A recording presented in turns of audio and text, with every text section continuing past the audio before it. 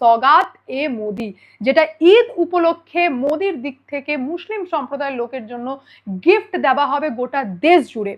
এই অভিযানের মধ্যে ৩২ লক্ষ অল্প সংখ্যকদেরকে এই সগাত এ মোদি দেওয়া হবে। ঈদের আগে একরকম ভাবে বলতে পারেন যে সমস্ত, সবাইকে না, সমস্ত মুসলিম সম্প্রদায়কে না, যে সমস্ত মুসলিম সম্প্রদায়ের লোকরা একটু গরিব রেখার নিচে, যাদের ঈদ সেলিব্রেট করা একটু দুর্লভ হয়ে দাঁড়ায়, তাদের জন্যই এই অভিযান নাকি বিজেপি করছে, এমনটা বিজেপির দাবি।